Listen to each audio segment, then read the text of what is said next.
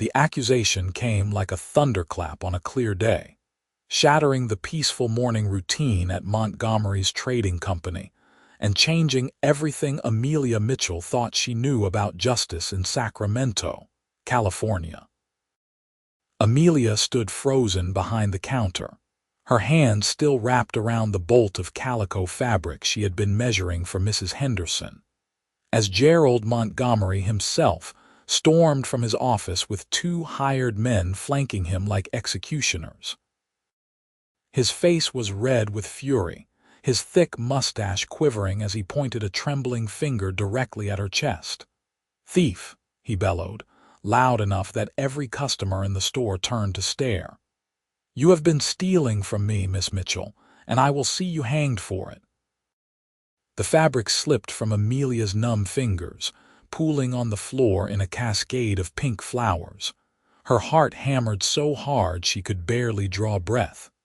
"What are you talking about? I have never stolen anything in my life." "Do not play innocent with me," Montgomery spat, advancing toward her with such menace that she instinctively stepped back against the shelves. $300 has gone missing from my safe over the past 2 months, and you are the only one besides myself with access to that office." "That is not true," Amelia protested, her voice shaking despite her best efforts to remain calm. "Your son has access. Your bookkeeper has access. I only go in there to file invoices when you specifically ask me to. My son would never steal from me, and Harold has been with me for 15 years. You, on the other hand, are just some pretty face I hired 6 months ago out of misplaced charity." Montgomery's words dripped with contempt.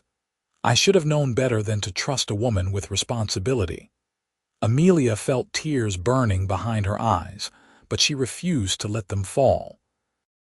She had worked so hard to prove herself at Montgomery's trading company, arriving early every morning and staying late to ensure the inventory was perfect. She had memorized prices, learned to handle difficult customers with grace, and never once taken so much as a penny that did not belong to her. The injustice of the accusation cut deeper than any knife. "I did not take your money," she said firmly, lifting her chin despite the trembling in her limbs, "and I will not confess to something I did not do. Then you leave me no choice." Montgomery gestured to his hired men. "Escort Miss Mitchell from the premises. She is no longer employed here, and I will be filing charges with Marshal Crawford immediately." The 2 men moved toward her, and Amelia felt panic rising in her throat. Being arrested for theft would destroy her reputation completely.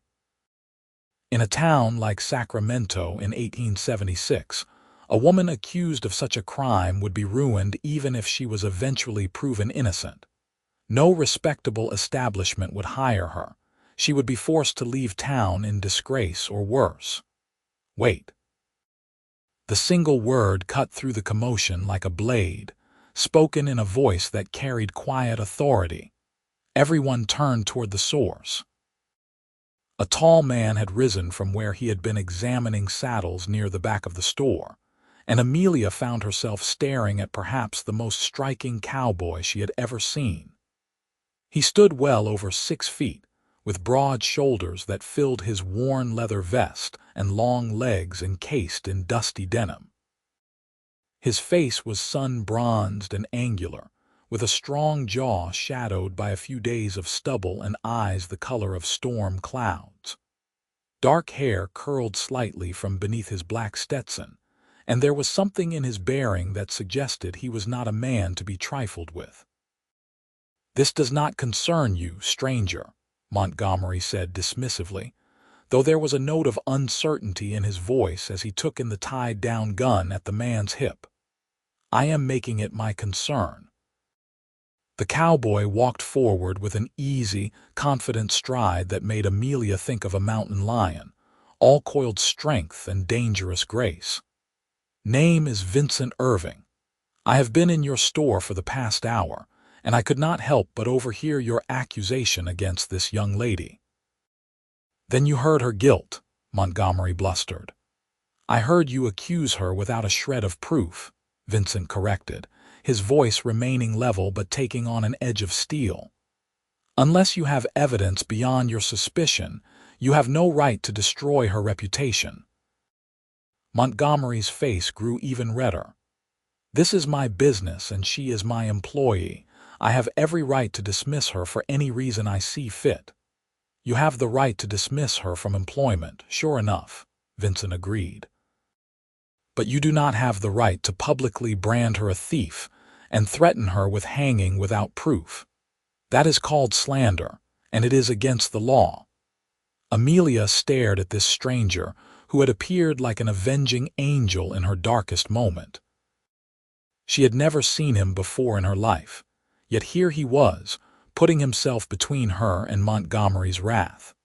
His profile was sharp and handsome, and there was something about the calm certainty with which he spoke that made her want to believe everything would be all right. "Who do you think you are?" Montgomery demanded. "Just a man who believes in justice," Vincent replied. "And what you are doing here is not justice. This woman deserves the right to defend herself properly. If you truly believe she stole from you, then present your evidence to the marshal and let the law decide. But do not condemn her in front of the whole town based on nothing but your own assumptions." "I have every reason to suspect her," Montgomery insisted, though he sounded less certain now. "Then share those reasons," Vincent challenged. "Right here, right now, let everyone hear the evidence against Miss." He glanced at Amelia questioningly. "Mitchell," she supplied quietly. "Amelia Mitchell." "Let everyone hear the evidence against Miss Mitchell," Vincent continued. "If it is compelling, then by all means call the marshal. But if all you have is suspicion and bile, then you owe her an apology." The store had gone completely silent. Every customer and employee was watching the confrontation with rapt attention. Mrs. Henderson clutched her reticule to her chest, her eyes wide. The young clerk who worked with Amelia stood by the cash register, looking between Montgomery and Vincent with obvious nervousness. Montgomery seemed to realize he was on dangerous ground. Vincent Irving had the look of a man who knew how to handle himself, and more importantly, he was making Montgomery look like a bully in front of his customers. The store owner tried to regain control of the situation. "The money went missing and she had access," he said stiffly. "What more evidence do I need?" "Well, for starters, proof that she actually took it," Vincent said reasonably. "Did anyone see her take the money? Was it found in her possession?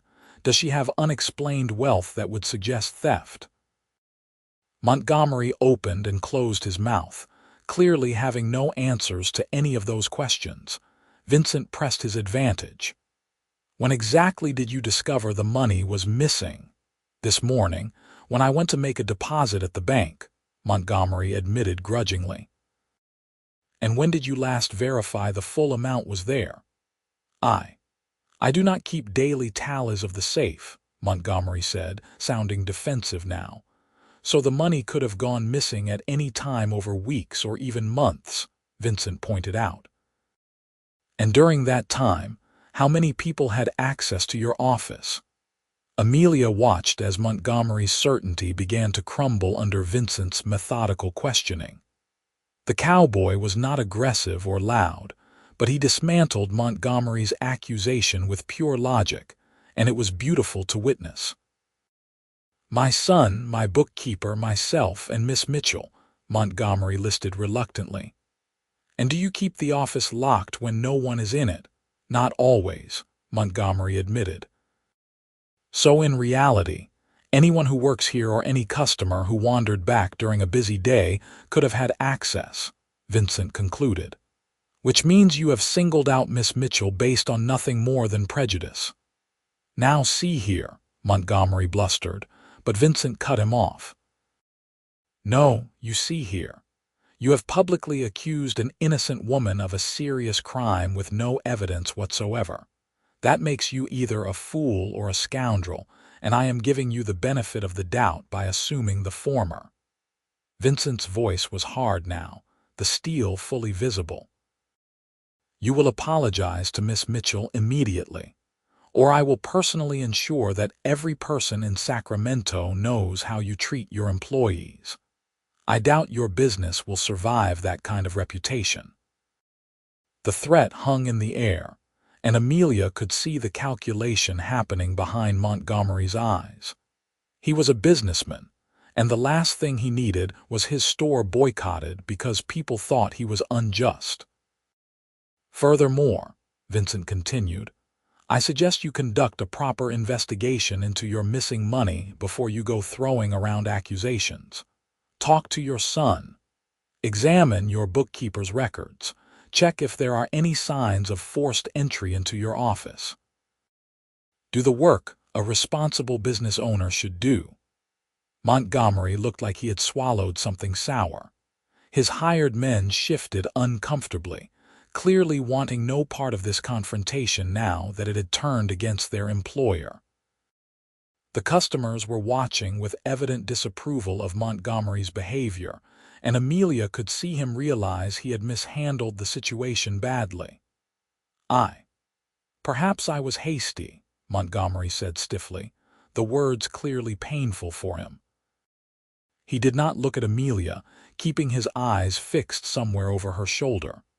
"Miss Mitchell, I may have spoken in anger without full consideration of all possibilities."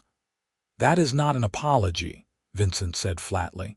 "Try again, and this time look at her when you say it."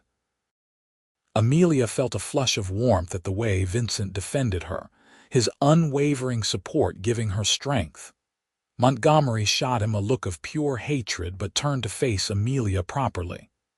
"Miss Mitchell, I apologize for accusing you without proper evidence," he ground out.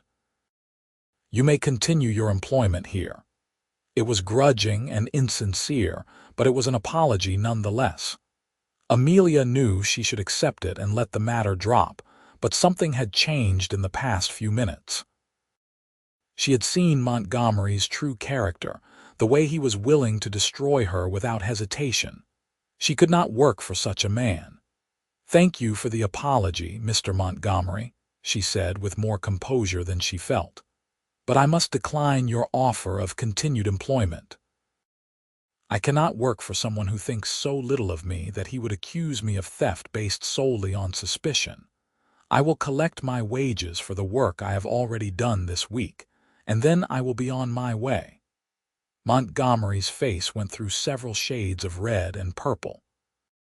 "You are making a mistake, Miss Mitchell. Jobs for respectable women are not easy to come by in this town." "Nevertheless, that is my decision," Amelia said firmly. She was terrified, actually, because he was right. Without a position at the trading company, she had no income. She had a small amount saved, but it would not last long. Still, her pride and her sense of justice would not allow her to stay after what had happened. "Then collect your pay from Harold and get out," Montgomery snapped, his momentary contrition evaporating. He turned and stalked back toward his office, his hired men trailing behind him like whipped dogs.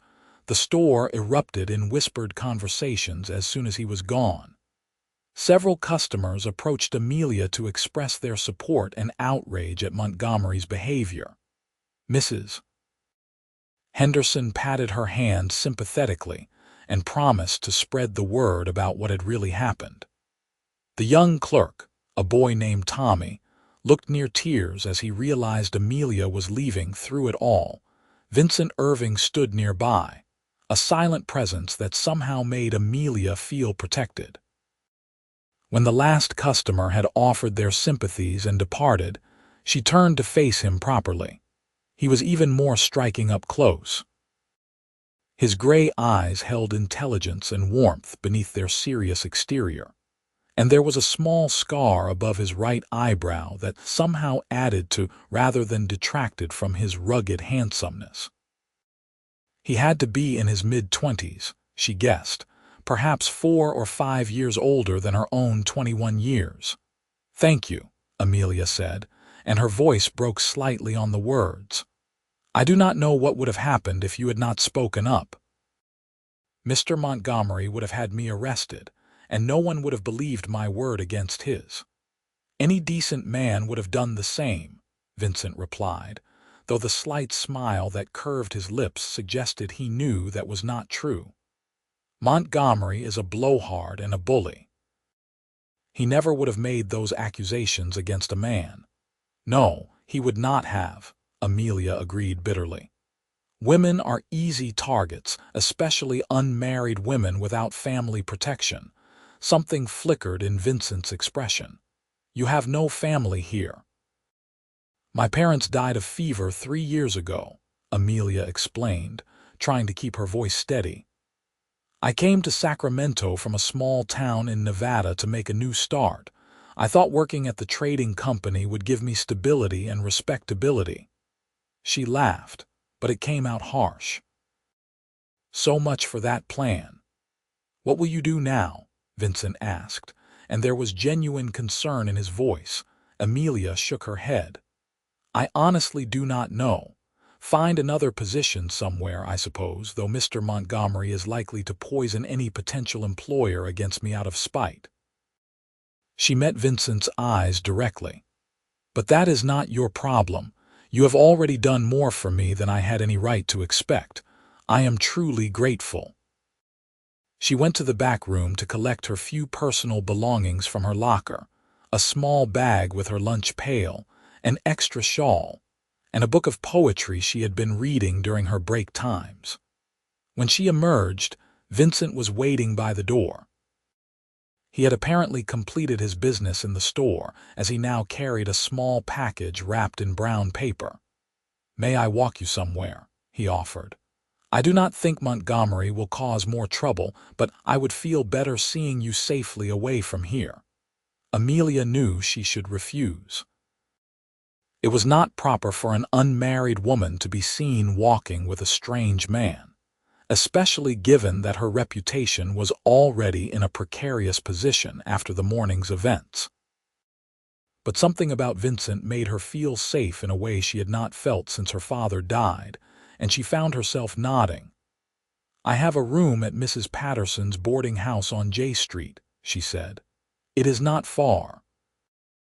They stepped out into the bright California sunshine, and Amelia blinked at the change from the dim interior of the store. Sacramento was bustling with its usual midday activity. Wagons rolled down the dusty streets, horses were tied at hitching posts, and people moved along the wooden sidewalks going about their business. The American and Sacramento rivers met near the city, making it a crucial hub for transportation and trade, and the energy of commerce was palpable in the air. As they walked, Amelia was acutely aware of the curious looks they received. Vincent drew attention naturally with his height and bearing, and she was certain the gossip about the confrontation at Montgomery's was already spreading through town. By evening, everyone would know what had happened. "You mentioned you came from Nevada," Vincent said, breaking the silence. "That is rough country. Takes a strong person to survive there." "My father was a miner," Amelia explained. "We lived near Virginia City. He worked in the Comstock lode, hoping to strike it rich like so many others." She smiled sadly at the memory. "He never did, of course. Just made enough to keep us fed and clothed. But he was a good man, honest and hardworking. He taught me that a person's word and reputation are their most valuable possessions." "He sounds like he was wise," Vincent said softly. "He was, my mother too. She took in sewing to supplement his income, and she taught me to read and write and do figures. She said a woman needed to be able to take care of herself because you never knew what life might throw at you." Amelia's throat tightened. She was right about that. They walked a few more steps in silence before Vincent spoke again. "My father taught me something similar. He ran a ranch in Texas, raised cattle and horses.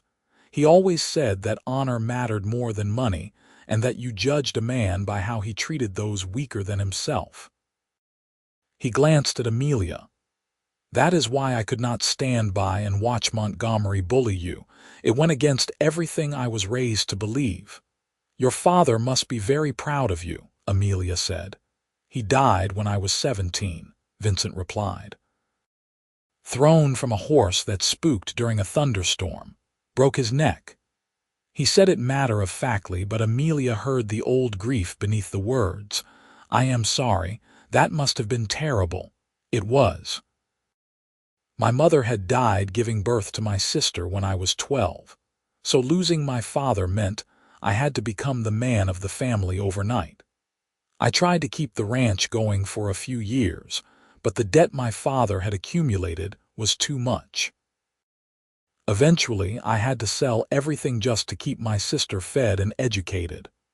Where is your sister now? Amelia asked. Pennsylvania. She married a banker and has 3 children. She writes me letters sometimes, telling me about her life. Vincent's expression softened slightly. She is happy, which is all I ever wanted for her. She begged me to come east and settle near her, but I am not made for city life. I need open spaces and work that keeps me moving. So you became a cowboy, among other things.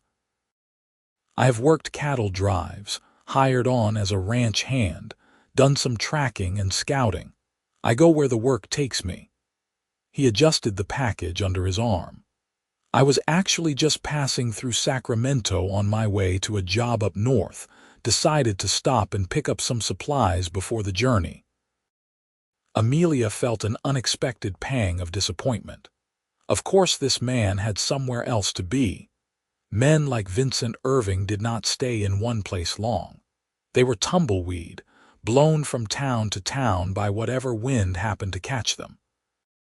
She had no right to feel let down that he would be leaving, no claim on him whatsoever, but she did anyway. They reached Mrs. Patterson's boarding house, a respectable 2-story building with white paint and blue shutters. The garden in front was well tended, full of roses and lavender that perfumed the air. It was a good place, clean and safe, but Amelia's room was small and she paid $8 a month for the privilege of living there. Without a job, she had perhaps 2 months before her savings ran out. Thank you for walking me home, Amelia said, turning to face Vincent. And thank you again for what you did at the store. You saved me from something terrible. I only did what was right, Vincent said. He seemed to hesitate, as if wanting to say something more, but uncertain how to proceed. Finally, he held out the package he had been carrying. I know this is forward, but I bought this for you. I noticed you admiring it in the store earlier. Confused, Amelia took the package and unwrapped it carefully. Inside was a beautiful silk scarf in shades of blue and green that reminded her of water and sky. She had indeed been looking at it earlier while restocking shelves, marveling at the luxury of the fabric and the artistry of the design. It cost more than she made in a week, far too extravagant for someone in her position. I cannot accept this, she said immediately, trying to hand it back. It is too expensive, too personal. It would not be proper. I understand your concern for propriety, Vincent said. But I want you to have it. Consider it a gift to celebrate your courage in standing up to Montgomery.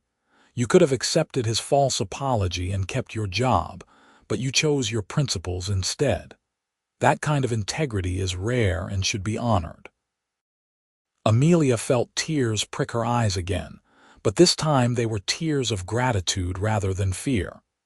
The scarf was beautiful, and more than that, it represented something she desperately needed in that moment, a reminder that she had value and that someone recognized it.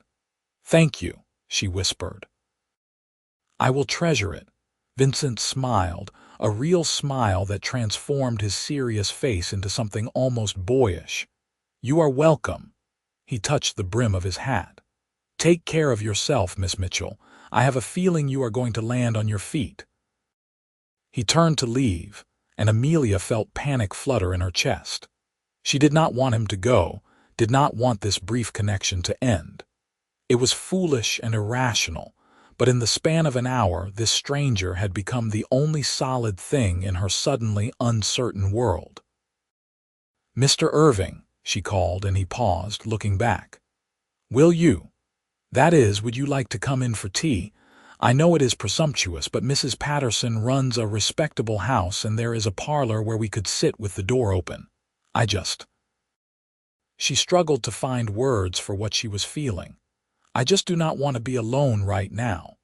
Vincent's gray eyes studied her for a long moment, and Amelia held her breath, certain he would refuse. Then he nodded. "I would be honored," he said simply. Mrs. Patterson was a bustling widow in her 50s with a sharp eye for propriety, but a kind heart beneath her stern exterior. When Amelia explained that Mr. Irving had come to her aid during a difficult situation, Mrs. Patterson gave Vincent a thorough looking over, seemed to approve of what she saw, and bustled off to prepare tea. The parlor was comfortable, with worn but clean furniture and lace curtains on the windows. Amelia and Vincent sat in chairs, positioned a respectable distance apart, the door left wide open so there could be no hint of impropriety.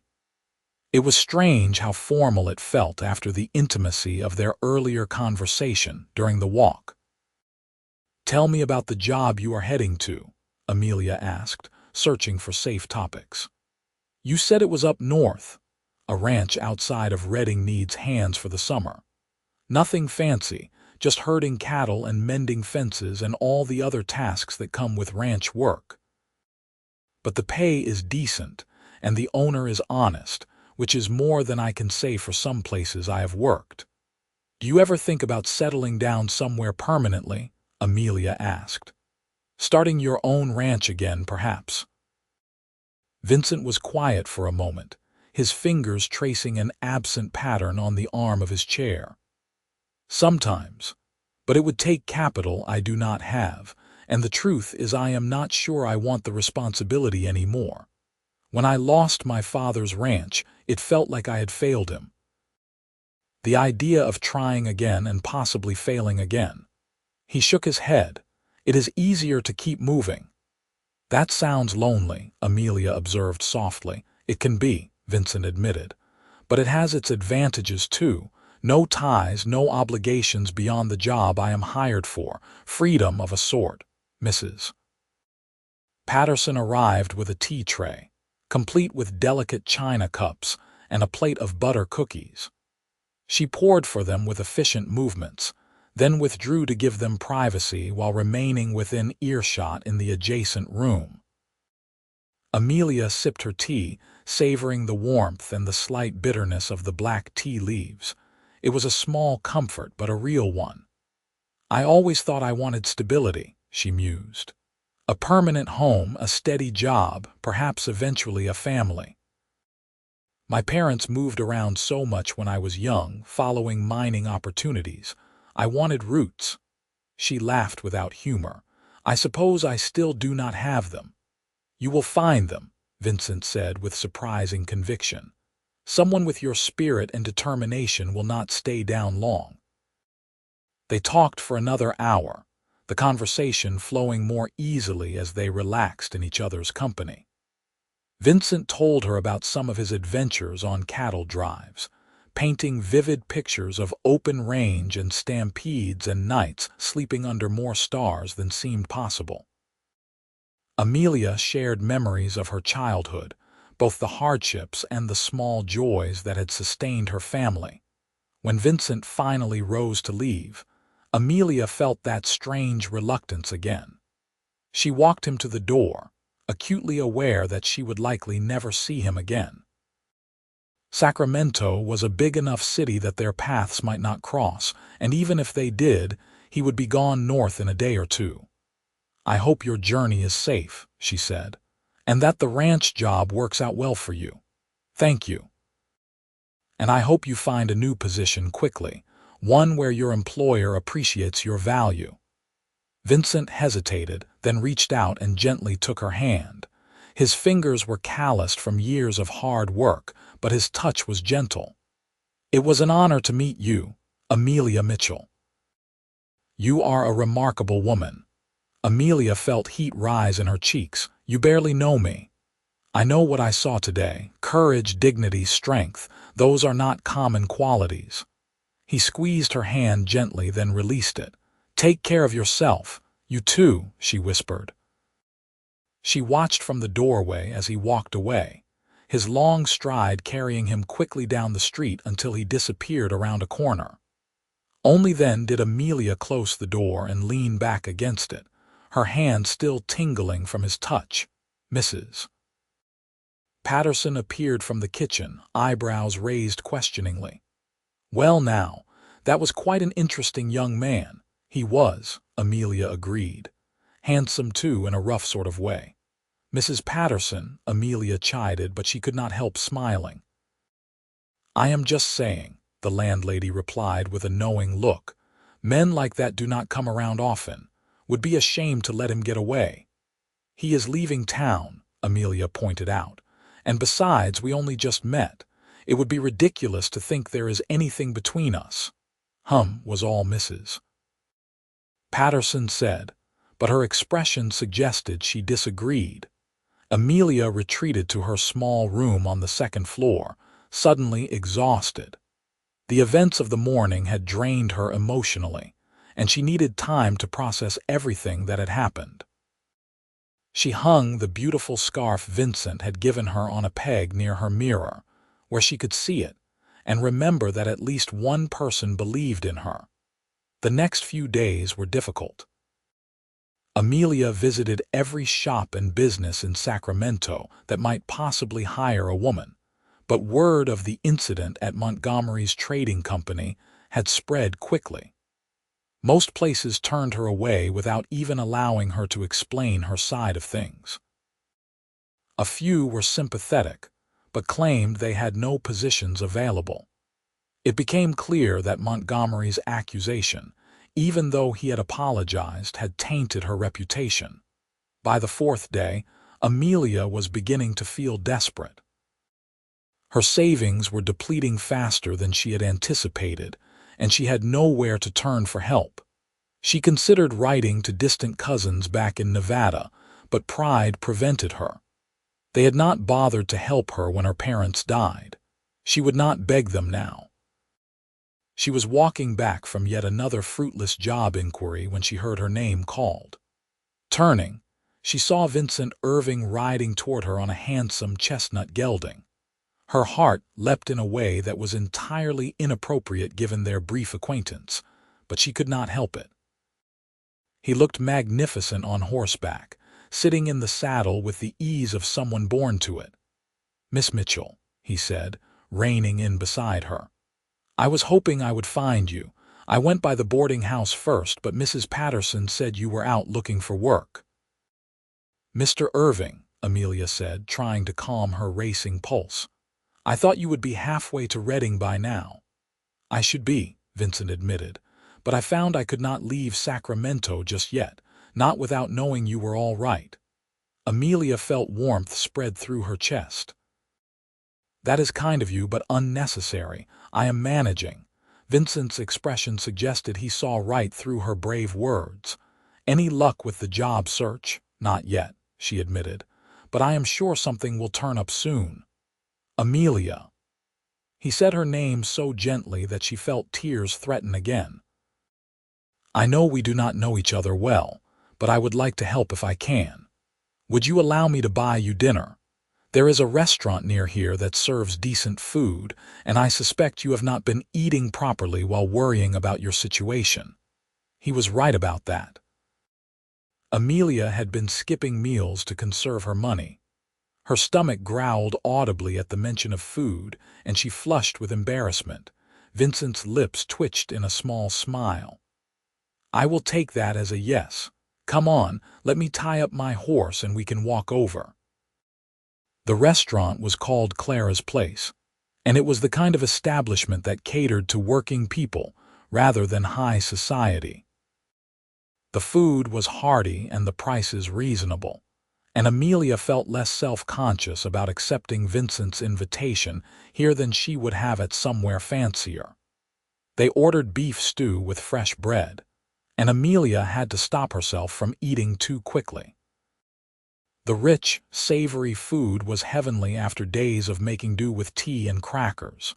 "So tell me honestly," Vincent said once they were settled. "How bad is it?" Amelia considered lying, then decided he deserved the truth after everything he had done for her. "Bad. Montgomery has essentially blacklisted me. Every business owner in town has heard his version of what happened, and even though he apologized, the damage is done. No one wants to hire a woman accused of theft." "That is not fair," Vincent said, his voice tight with anger. "No, it is not. But that is the reality."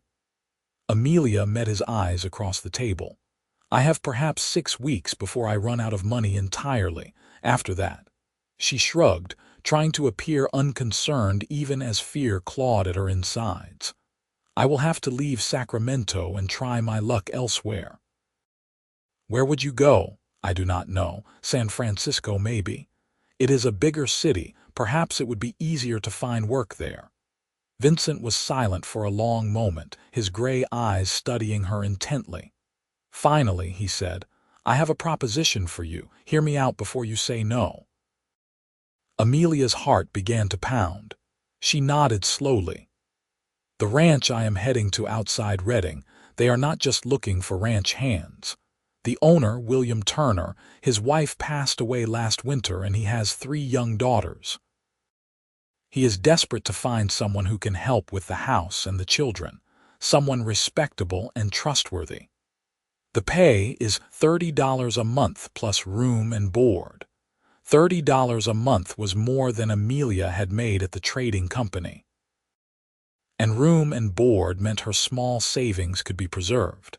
But Redding was more than 100 miles north of Sacramento, and she would be completely alone there, except for Vincent, who would be working as a ranch hand and would have no obligation to watch over her. "Why are you telling me this?" she asked carefully. "Because I think it would be perfect for you," Vincent said. "You would get away from Montgomery's poisonous influence, have a steady income, and work for a family that needs you. William Turner is a good man. I worked for him 2 years ago, and that is why he asked me to come back. He would treat you fairly." "And you would be there," Amelia said, making it a statement rather than a question. "I would be there," Vincent confirmed. "I will not pretend that is not part of my thinking. I have not been able to stop worrying about you since I rode out of Sacramento 5 days ago. I made it about 30 miles north before I realized I was being a fool, so I turned around and came back." Amelia's breath caught. "You came back for me." "I came back because I could not stand the thought of you struggling alone when I might be able to help," Vincent said, "and because—" He paused, seeming to struggle with the words. "Because in the few hours we spent together, I felt something I have not felt in a very long time. A connection. A sense that you are someone special, someone worth knowing. I realize that probably sounds insane given that we barely know each other, but it is the truth." Amelia's mind was reeling. Everything was happening so fast. Just a week ago, she had been a respectable shop girl with a steady job and a quiet life. Now she was unemployed, her reputation damaged, and being offered both a job and what sounded suspiciously like a courtship by a man she had met only days ago. The sensible thing would be to refuse. To thank Vincent politely, maintain her independence, and find her own way out of her troubles. But the sensible thing had not worked out particularly well for her lately. And when she looked at Vincent across the table, she saw genuine concern and admiration in his eyes, not pity or calculation. He was offering her a lifeline without demanding anything in return. "Would I be expected to travel with you to Redding?" she asked. "Because that would not be proper, an unmarried man and woman traveling together without a chaperone." "I thought about that," Vincent said. There is a family, the Hendersons, making the journey north the day after tomorrow. They have a wagon and 4 children, and the husband has agreed to let you travel with them if you want to take the job. I would ride separately and meet you at the Turner Ranch. He had thought of everything. Amelia felt tears prick her eyes again. Why are you being so kind to me? Because you deserve kindness, Vincent said simply. And because I was raised to help people when I can, and maybe. He reached across the table and gently covered her hand with his. Maybe because I hope that if you come to Reading, we will have the chance to get to know each other better. Without any pressure or expectations, just the opportunity to see where this connection between us might lead. Amelia looked down at his hand covering hers, so large and strong and careful. She thought about her dwindling options in Sacramento, the closed doors and whispered rumors that followed her everywhere. She thought about the Turner family, who needed help and who would judge her on her own merits rather than on Montgomery's accusations. And she thought about Vincent, this unexpected hero who had appeared in her life like something out of a story and who made her feel safe and valued and seen. "All right," she said quietly. "I will do it. I will go to Reading and take the position with the Turner family." Vincent's entire face lit up with a smile that made him heartbreakingly handsome. "You will not regret this, Amelia, I promise you." "I hope not," she said, but she was smiling too, feeling the first stirrings of hope she had experienced in days. The next 2 days passed in a whirlwind of preparation. Amelia gave notice to Mrs. Patterson, who was sorry to see her go but understood the necessity. She packed her few belongings into a single trunk and a carpet bag. The beautiful scarf Vincent had given her, she folded carefully and placed at the top of her bag where she could easily reach it. Vincent helped her make arrangements with the Henderson family, a pleasant couple in their 30s with 4 energetic children ranging from 5 to 12. They were moving north to start a farm and were happy to have another adult along to help with the children during the journey. On the morning of departure, Vincent appeared at the boarding house with his horse to escort Amelia to where the Henderson wagon waited at the edge of town. He had loaded her trunk into the wagon earlier, and now he helped her up onto the seat beside Mrs. Henderson. "The journey should take about 4 days if the weather holds," he told her. "The road is good most of the way. I will ride ahead and make sure your accommodations are ready at the ranch." "Thank you," Amelia said, "for everything." Vincent held her gaze for a long moment. "I will see you in Reading, Amelia Mitchell. Travel safe." He touched his hat to Mrs. Henderson, gave the children a friendly wave, then swung up onto his horse with fluid grace. Amelia watched as he rode north, his figure growing smaller in the distance, and felt an odd combination of excitement and anxiety about what lay ahead. The journey to Reading was long but not unpleasant. The Henderson family proved to be good traveling companions, and Mrs. Henderson was particularly kind, making sure Amelia had enough to eat and a comfortable place to sleep when they made camp each night. The children were curious about her, asking endless questions that she answered patiently while secretly enjoying their uncomplicated enthusiasm. The landscape changed as they traveled north, becoming more rugged and wild. They followed the Sacramento River for much of the journey, and Amelia found herself awed by the natural beauty surrounding them. Mountains rose in the distance, still crowned with snow even in late May of 1876.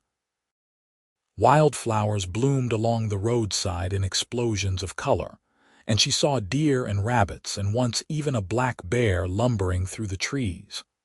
On the 3rd night, as they sat around the campfire after dinner, Mrs. Henderson asked Amelia about her situation. The older woman had heard some version of the story from her husband, but she wanted to hear it from Amelia directly. Amelia found herself telling the whole tale, from Montgomery's false accusation to Vincent's intervention to her decision to leave Sacramento. Mrs. Henderson listened with sympathy and growing indignation. "That trading company owner should be horsewhipped," she declared when Amelia finished. "Accusing you without proof like that. It is shameful." "Mr. Irving certainly made him see reason," Amelia said, unable to keep the warmth from her voice when she spoke Vincent's name. Mrs. Henderson gave her a knowing look. "That young man is sweet on you. Anyone with eyes can see that. The way he looks at you, like you are the most precious thing in the world." Amelia felt her cheeks heat. "We barely know each other." "Sometimes that does not matter," Mrs. Henderson said gently. "When I met my John, I knew within a day that he was the man I wanted to marry. We were wed within 3 months and have been happy together for 15 years now. The heart knows what it wants, even if the head tries to be sensible about it." Amelia thought about that as she lay in her bedroll that night, staring up at the vast expanse of stars overhead. Her heart did seem to know what it wanted, and what it wanted was Vincent Irving. She barely knew him, as she kept reminding herself, but there was something about him that called to her. His strength, yes, but also his gentleness, his sense of justice. The way he had put himself at risk to defend her without expecting anything in return. She was falling in love with him, she realized with a start. It was foolish and premature and completely irrational, but it was true. Somewhere between his defense of her honor at the trading company and his decision to ride back to Sacramento to help her, she had lost her heart. The question was whether he felt the same way, or if his interest in her was simply the protective instinct of a good man who had seen someone in trouble. Time would tell, she supposed. They reached Redding on the afternoon of the 4th day.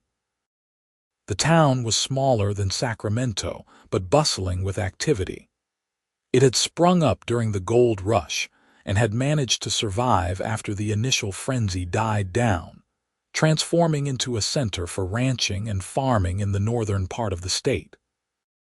The Turner Ranch was located about 5 miles outside of town, accessible by a well-maintained road that wound through rolling hills dotted with oak trees.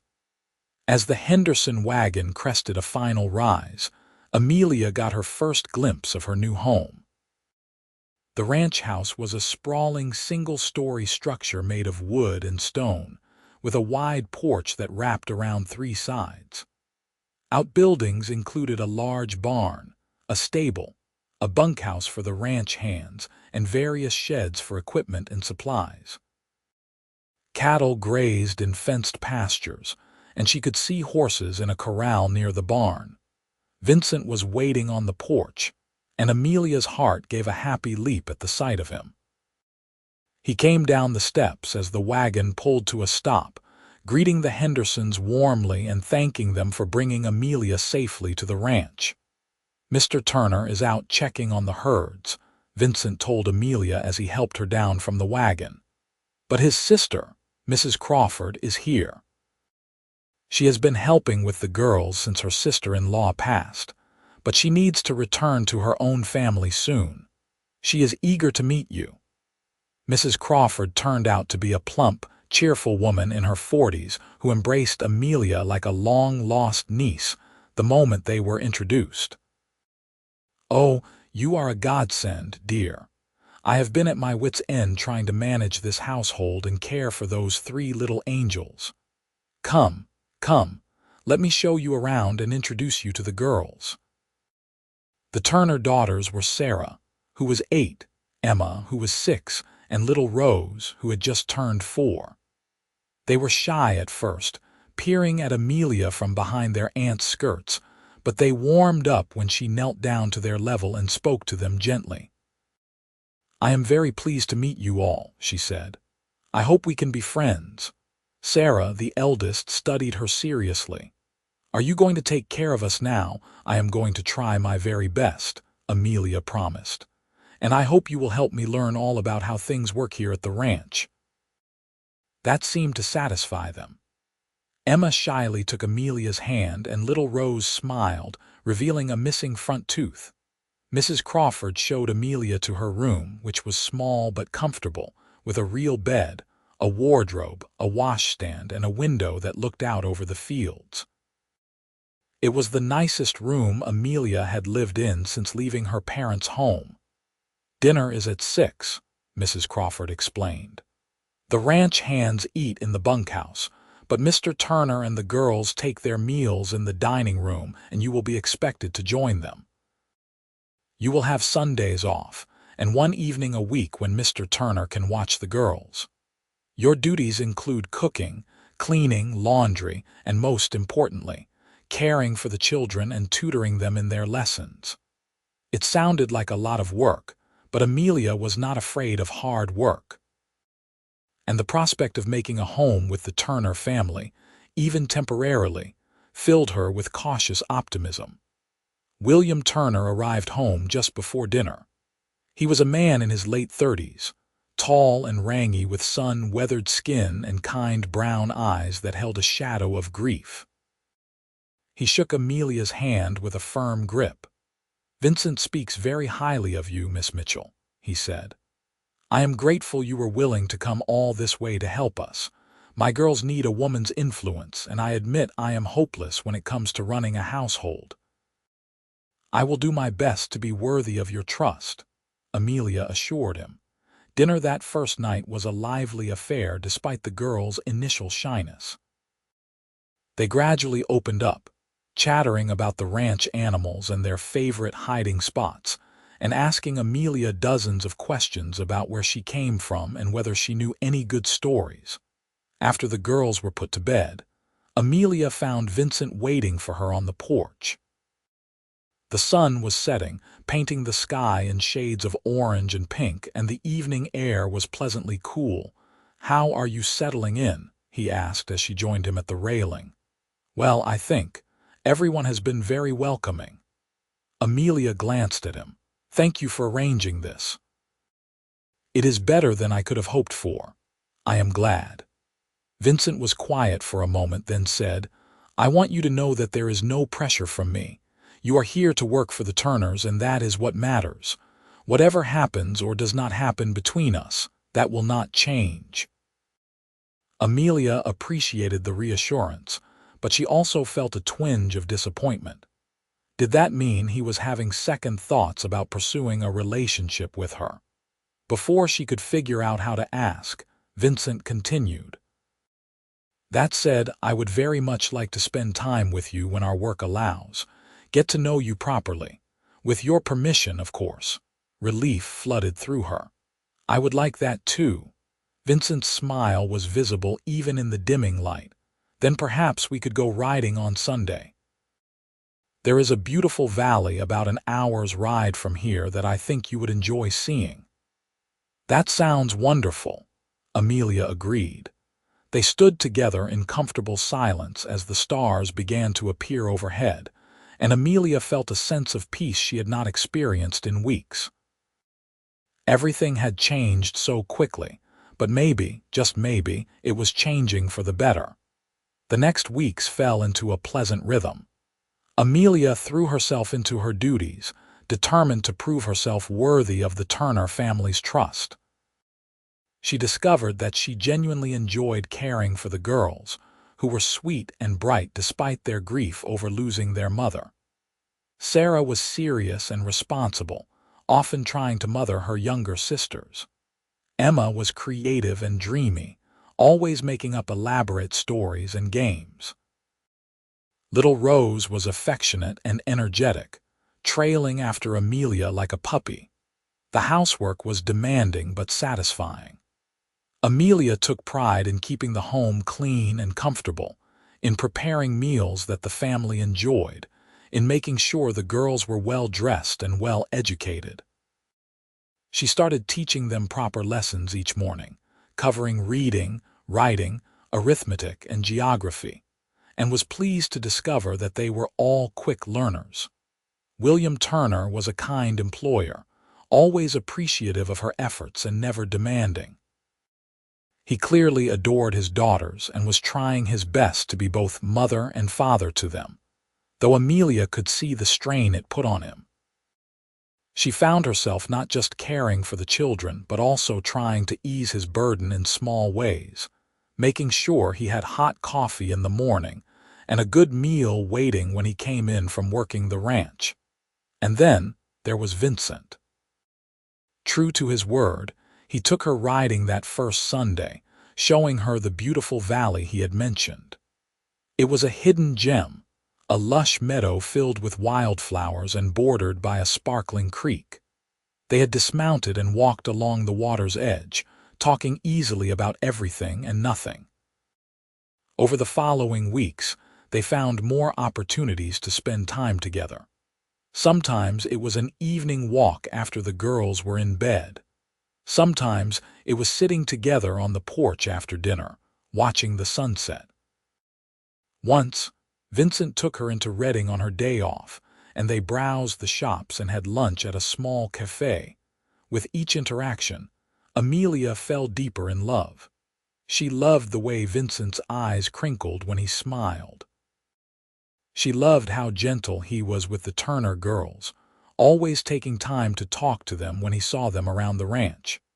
She loved his competence with horses and cattle, the easy confidence with which he approached every task. She loved the way he listened when she talked, really listened, as if her words were the most important thing in the world. What she did not know was whether he loved her back. He was attentive and kind, certainly, but he had not said anything about his feelings or indicated that he wanted more than friendship. Amelia told herself to be patient, that these things took time, but her heart was impatient. About 6 weeks after Amelia arrived at the ranch, William Turner made a trip into Sacramento to deal with some business matters. He was gone for 5 days, leaving Amelia in charge of the household and the girls. It was a big responsibility, but she managed well, and the girls behaved beautifully for her.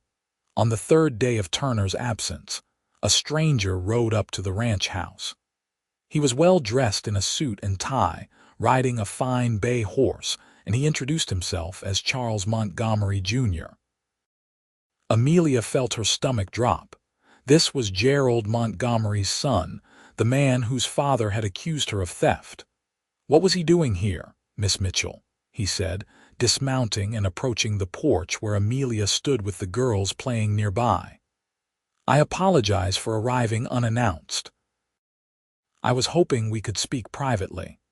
Amelia's first instinct was to refuse, but curiosity won out. "Girls, go inside and work on your lessons," she instructed. "I will be there shortly." Once the children were safely indoors, she turned to face Charles Montgomery. He was in his late 20s, handsome in a polished way that was completely different from Vincent's rugged masculinity.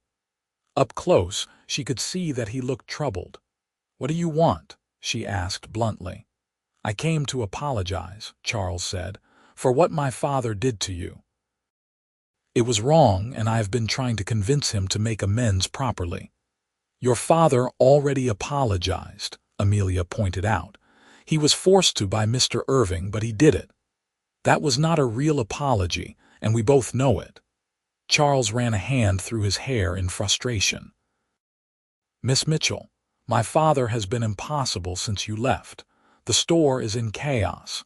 None of the other employees can keep track of inventory the way you did, and customers keep asking where you went. He has finally admitted, at least to me, that accusing you was a terrible mistake. Is that so?" Amelia's voice was cold. "And what brought about this revelation?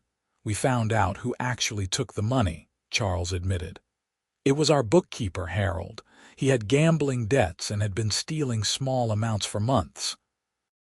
He finally confessed last week after my father threatened to bring in auditors." Amelia felt vindicated but also angry. She had lost weeks of income and been forced to completely uproot her life because of Gerald Montgomery's baseless accusations, and now it turned out she had been right all along.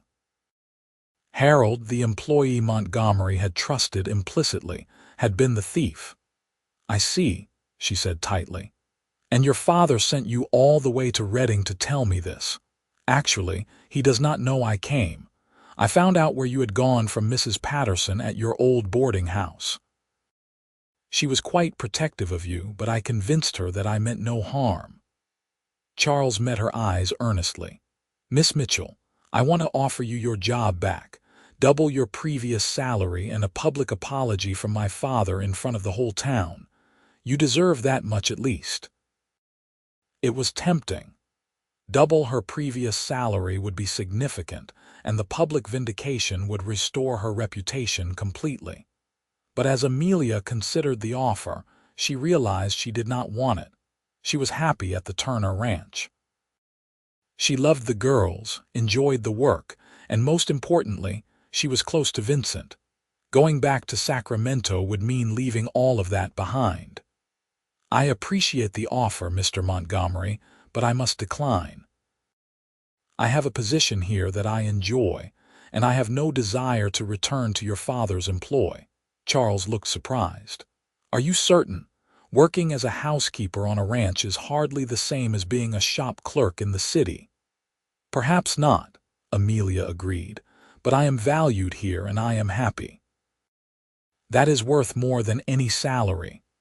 "What about the public apology?" Charles pressed. "Do you not want people in Sacramento to know the truth?" "I know the truth, and that is enough for me." Amelia straightened her shoulders. "If your father truly wishes to make amends, he can write me a letter of reference stating that I was falsely accused and have been completely exonerated. Send it here to the Turner Ranch. That will be sufficient." Charles studied her for a long moment, then slowly smiled. "You have changed, Miss Mitchell. You seem more confident than when you worked for us." "Perhaps I have simply found a place where I can be myself," Amelia replied. "Now, if you will excuse me, I have duties to attend to." She turned to go inside, but Charles called after her. "Miss Mitchell, for what it is worth, I truly am sorry for what my father put you through. You were always an excellent employee and you deserved better treatment." Amelia looked back at him. "Thank you for saying that, Mr. Montgomery, and thank you for coming all this way.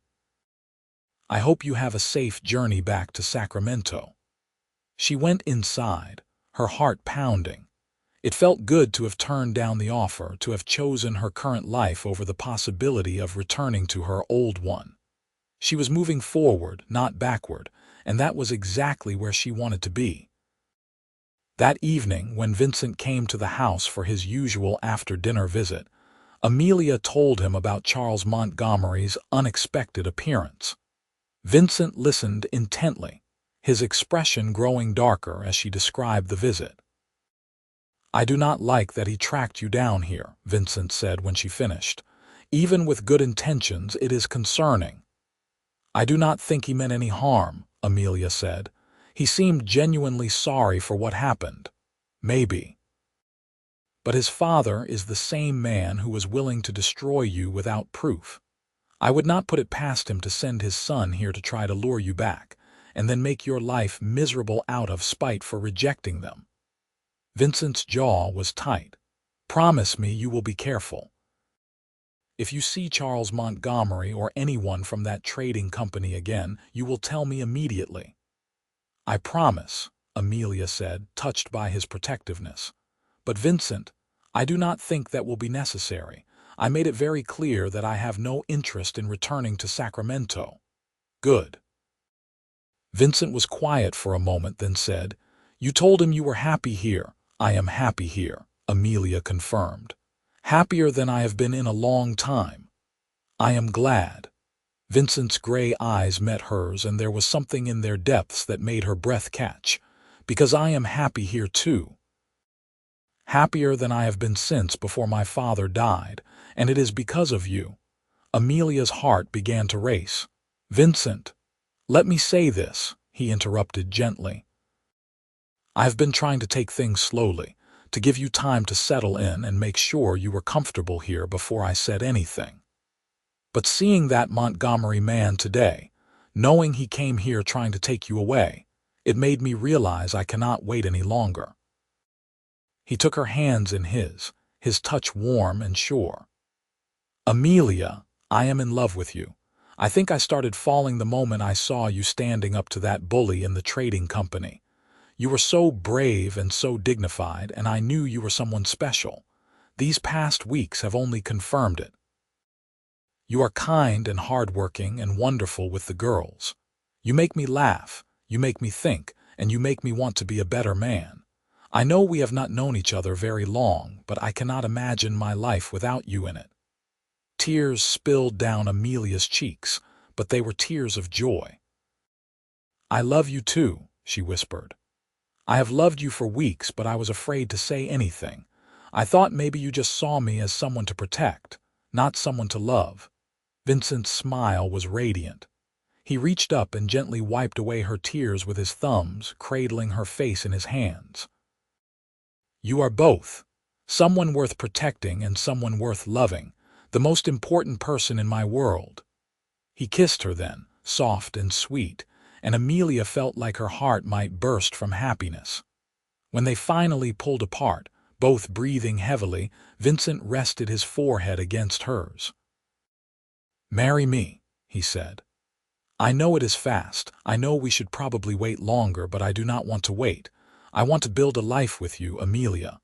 I want to wake up next to you every morning and fall asleep beside you every night. I want to have a home and maybe someday children. I want everything as long as it is with you." "Yes," Amelia said without hesitation. "Yes, I will marry you." They kissed again, longer this time, and Amelia marveled at how her life had transformed. Just 2 months ago, she had been unemployed and disgraced, her future uncertain. Now she was engaged to a wonderful man and had found a place where she belonged. It felt like a miracle. When William Turner returned from Sacramento 2 days later, Vincent asked him for permission to marry Amelia. Turner was surprised but pleased, and he immediately gave his blessing. He also insisted that they continue living at the ranch after the wedding, at least until Vincent had saved enough money to buy land of his own. "You are both too valuable to lose," Turner told them. "Amelia, you have brought life back to this house, and the girls adore you. Vincent, you are the best ranch hand I have ever employed. I would be honored to have you both stay on as long as you want." They decided to marry in August, giving them time to make preparations and allowing Vincent to save a bit more money. The Turner girls were thrilled when they learned about the engagement, immediately demanding to know if they could be part of the wedding. Amelia promised them all important roles in the ceremony. The letter of reference from Gerald Montgomery arrived 3 weeks later, grudgingly written but clear in its exoneration of Amelia. She filed it away carefully, not because she needed it, but because it was proof that justice had eventually prevailed. The wedding took place on a beautiful August afternoon at a small church in Redding. The Turner family attended, of course, as did several of the other ranch hands and their families. The Hendersons, who had brought Amelia north, made the trip from their new farm to witness the ceremony. Mrs. Patterson even traveled up from Sacramento, declaring that she would not miss seeing her favorite former tenant married to such a fine young man. Amelia wore a simple but lovely dress of cream-colored silk that Mrs. Crawford had helped her sew. Vincent wore his best suit, looking handsome and slightly uncomfortable in the formal clothing. But when he saw Amelia walking down the aisle toward him, his face lit up with such love and joy that it took her breath away. The ceremony was brief, but heartfelt. They exchanged vows in strong, clear voices, promising to love and cherish each other through all the challenges life might bring. When the minister finally pronounced them husband and wife and Vincent kissed her, Amelia felt complete in a way she never had before. She had found her home, not in a place but in a person. The reception was held at the Turner Ranch, with tables set up in the yard and food enough to feed twice the number of guests who attended. There was music and dancing, and Amelia danced first with her new husband, then with William Turner, and finally with each of the girls in turn. Little Rose stood on her feet and giggled the whole time, declaring it the best day ever. As evening fell and the guests began to depart, Vincent took Amelia's hand and led her away from the celebration, out to the pasture where they had spent so many evenings talking and dreaming about the future. The stars were emerging overhead, countless points of light in the vast darkness. "Happy, Mrs. Irving?" Vincent asked, pulling her close. "Deliriously," Amelia replied, resting her head against his chest and listening to the steady beat of his heart. "Though it still does not feel real. 6 months ago I thought my life was falling apart, and now look at us." "6 months ago I was drifting," Vincent said, "going from job to job with no real purpose. Then I walked into that trading company and saw you standing there, refusing to back down even though you were terrified, and everything changed." He tilted her face up to kiss her softly. "You changed me, Amelia. Made me want to put down roots again, made me believe in the possibility of happiness." "We changed each other," Amelia said. "You gave me back my faith in justice and in good men. You showed me that there are still people in this world who will stand up for what is right, even when it is difficult."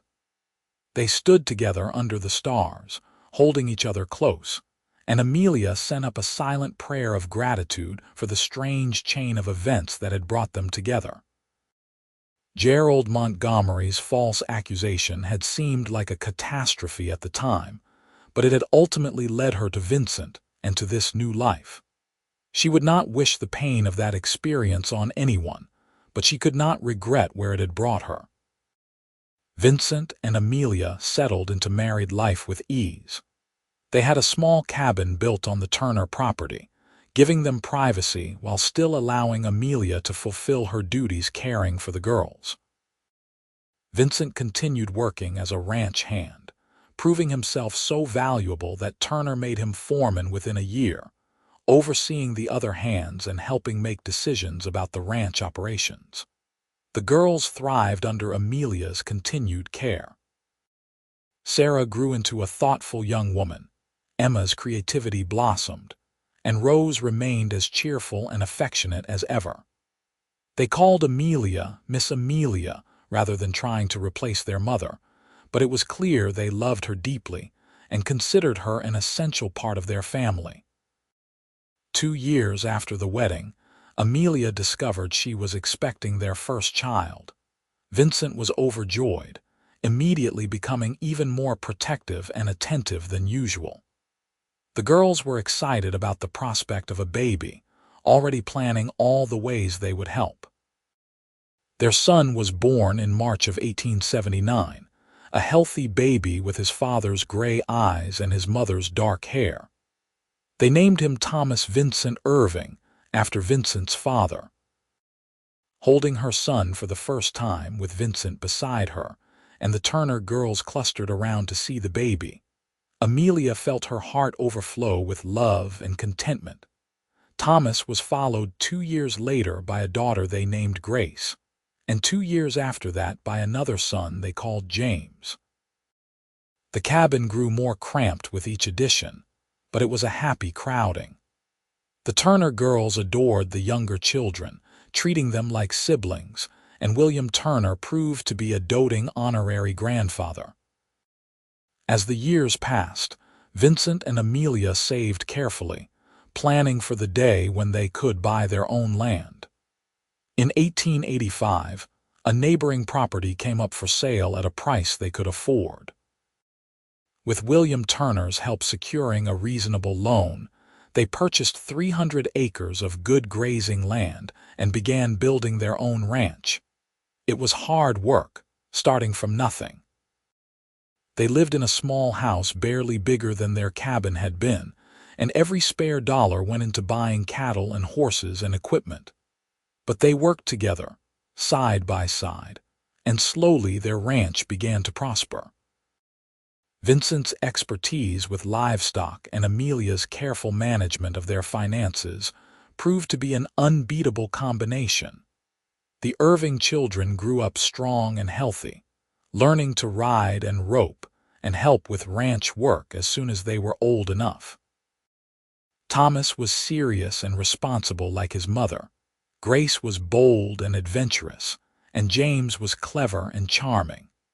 They all adored their father and thought their mother was the wisest woman in the world. The Turner girls remained close to the Irving family even after they grew up and married. Sarah wed a teacher and moved to San Francisco but visited often. Emma married a rancher from a neighboring property and stayed in the area.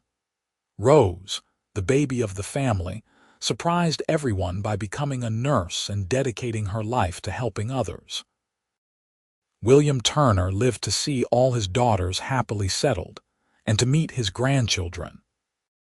He passed away peacefully in his sleep in 1890, leaving his ranch to be divided among his daughters with a generous bequest to Vincent and Amelia in gratitude for the years of loyalty and friendship they had shown him. Vincent and Amelia never forgot the circumstances that had brought them together. Sometimes, on quiet evenings sitting on their porch watching the sunset, they would talk about that day at Montgomery's trading company and marvel at how much had changed. "You ever think about what your life would have been like if I had not been in that store that day?" Vincent asked once. "Sometimes," Amelia admitted. "I probably would have left Sacramento and found work somewhere else eventually, but I would not have found you, and that would have been a tragedy." "I was so angry when I heard Montgomery accusing you," Vincent remembered.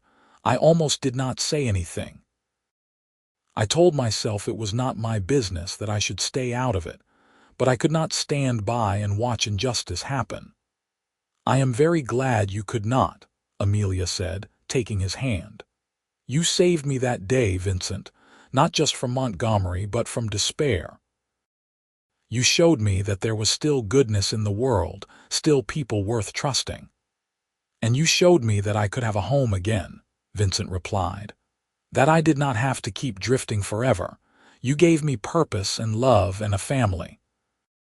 Everything I had lost when my father died, you helped me find again." They grew old together on their ranch, watching their children grow and have families of their own.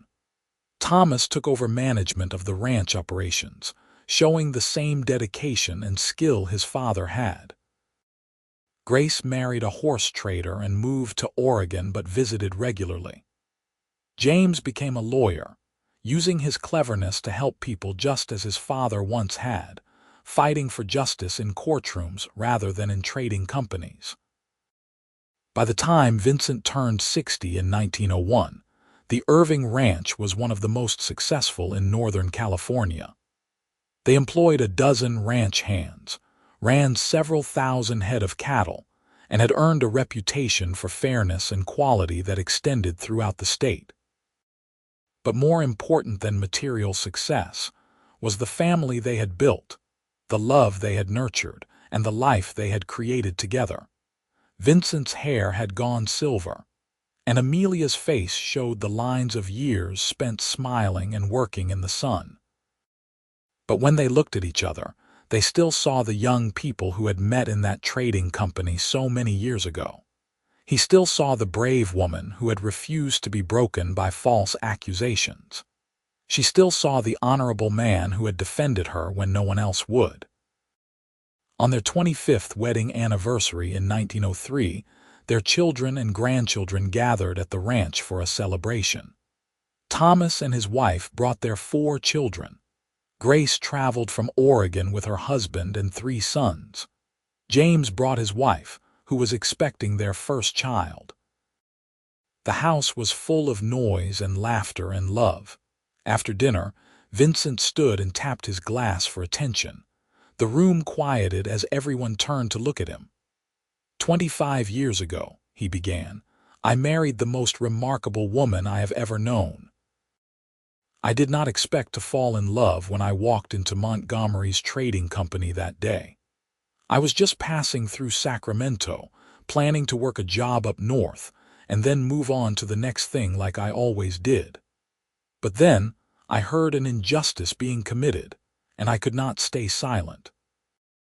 And by speaking up, I found the person who would change my entire life. He turned to Amelia, his eyes bright with emotion. "You have given me more than I ever dreamed possible, Amelia. 3 beautiful children who have grown into wonderful adults, a home that is truly ours. A partnership built on love and trust and respect. Every single day for 25 years, I have thanked God that I was in that store, that I had the courage to defend you, and that you were brave enough to take a chance on a wandering cowboy who had nothing to offer but his heart." Amelia was crying openly now, tears streaming down her face. Vincent took her hand and kissed it gently. "Here is to the next 25 years, my love. May they be as blessed as the first 25 have been." The room erupted in applause and cheers. Amelia stood and embraced her husband, holding him tight, and knew that despite all the challenges and hardships they had faced, every moment had been worth it. Their story became part of family legend, told and retold to each new generation. The grandchildren loved hearing about how Grandpa Vincent had defended Grandma Amelia's honor, how he had ridden back to Sacramento because he could not stop thinking about her, how they had fallen in love and built a life together from nothing. Did the bad man ever apologize properly? One of Grace's sons asked during one telling of the tale. "He did, in his way," Amelia answered. "He sent a letter admitting that he was wrong and that I had been falsely accused, but more importantly, he taught me a valuable lesson." "What lesson?" the boy asked. "That you cannot control what other people do or say about you. You can only control how you respond. I could have let Mr. Montgomery's accusation destroy me. I could have become bitter and angry. Instead, I chose to move forward to find a new place where I could start fresh. And that choice led me to your grandfather and to this family. And to me," little Grace's youngest piped up, making everyone laugh. "Yes, and to you," Amelia agreed, pulling the child into her lap. "Every single one of you exists because I made the choice to keep going even when things seemed hopeless. That is what I want you all to remember. Life will knock you down sometimes. People will treat you unjustly, but you must always get back up. You must always keep fighting for what is right and what you deserve." Vincent and Amelia's love story continued until Vincent passed away peacefully in his sleep in 1915, at the age of 74. He had lived to see all 3 of his children happily married with families of their own, to see the ranch he and Amelia had built prospering under Thomas's management, and to know that his legacy would continue for generations. Amelia grieved deeply, but did not let her grief consume her. She had their children and grandchildren around her, and she found purpose in helping Thomas and his wife manage the ranch, and in teaching her grandchildren the same lessons about courage and integrity that Vincent had exemplified.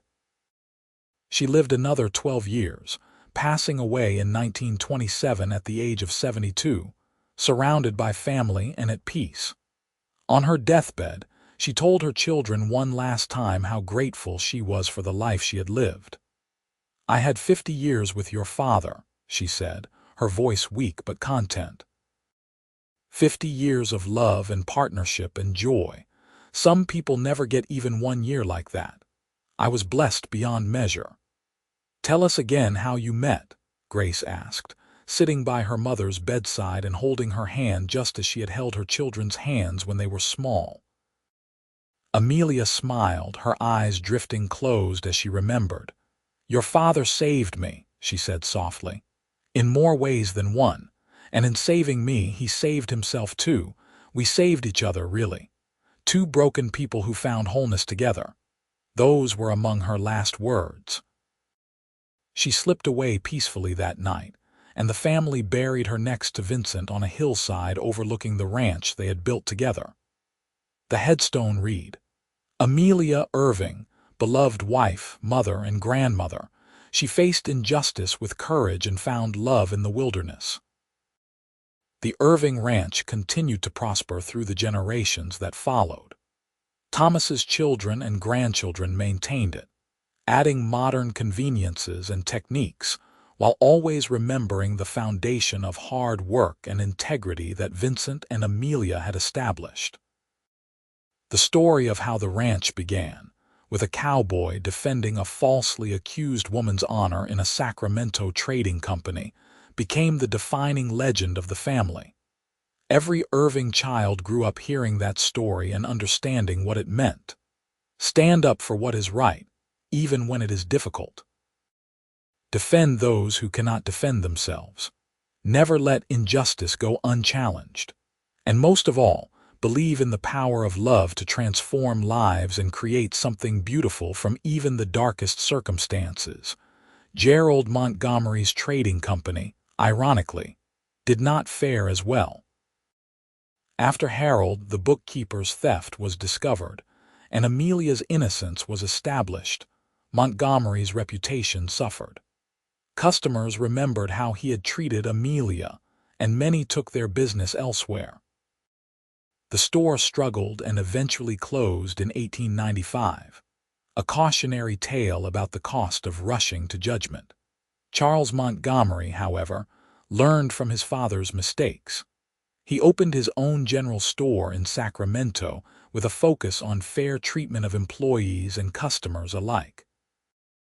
He was known as an honest businessman, and though he never achieved the wealth his father had, he was respected in ways his father never was. He never married, but before his death in 1920, he told friends that meeting Amelia Mitchell and seeing the consequences of his father's accusations had changed the course of his life. The small church in Redding where Vincent and Amelia were married still stands today, though it has been expanded and renovated many times. On the wall in the vestibule hangs a plaque listing notable couples married there over the decades. Vincent and Amelia Irving are among them, remembered not just as founders of one of the region's most successful ranches, but as an example of enduring love. The Wildflower Valley, where Vincent first took Amelia riding, where they spent so many evenings dreaming about their future, was eventually incorporated into the Irving Ranch property. The family kept it undeveloped, a protected space where each new generation could go to think and dream and remember where their legacy began. In spring, when the wildflowers bloomed in profusion, covering the meadow in a riot of color, it was easy to imagine a young cowboy and the woman he loved standing there together, their whole lives ahead of them. The story of Vincent and Amelia Irving teaches many lessons. About courage in the face of injustice, about the importance of standing up for what is right, about how love can bloom in the most unexpected circumstances, about how a single moment of choosing honor over convenience can change the entire trajectory of multiple lives. But perhaps the most important lesson is simply this: that people are worthy of defense, of second chances, of trust. That accusations without proof are weapons that destroy innocent lives.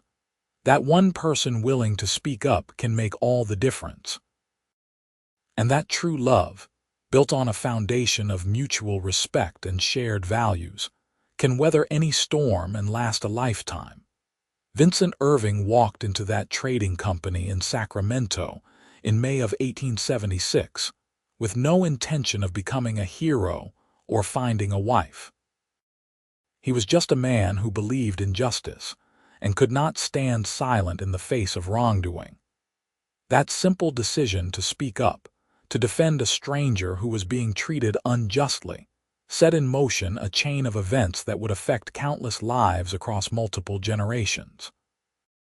And Amelia Mitchell, standing accused and afraid but refusing to confess to a crime she did not commit, showed the kind of quiet strength that true courage is built upon. She did not know that the handsome cowboy who defended her would become the love of her life. She only knew that she had to hold on to her integrity even when everything else seemed lost. Together, they proved that the old stories are sometimes true. That knights in shining armor really do exist, even if they wear dusty denim instead of metal. That damsels in distress can also be warriors in their own right, fighting with dignity and truth rather than swords. That love at first sight is not just a fairy tale but a genuine possibility when two right people meet at the right moment. And that happily ever after is not the end of the story but the beginning of something even better. A lifetime spent building joy together one day at a time. The Wild West was a hard place, full of danger and uncertainty and injustice. But it was also a place where new beginnings were possible, where people could reinvent themselves, where love could triumph over adversity. Vincent and Amelia's story exemplified the best of that era, showing that even in difficult times and rough circumstances, goodness and honor and love could not just survive but thrive. Their descendants still tell the story today, passing it down to each new generation like a precious heirloom. And in Redding, California, if you know where to look, you can still find traces of their life together. The ranch house Thomas built after taking over operations, now a historical landmark. The hillside cemetery where Vincent and Amelia rest side by side. The valley full of wildflowers that bears their name on local maps. But more than any physical monument, their true legacy lives on in the people who came after them. In children taught to stand up for what is right. In families built on foundations of love and respect. In the understanding that one person can make a difference, that justice matters, and that love is always worth fighting for. The trading company accused her of theft without proof. The cowboy defended her honor until they apologized. And in doing so, they found something neither had been looking for but both desperately needed. A love that would last forever and a partner to share the journey of life. It was not the ending of their story but the true beginning, and what a beautiful beginning it was.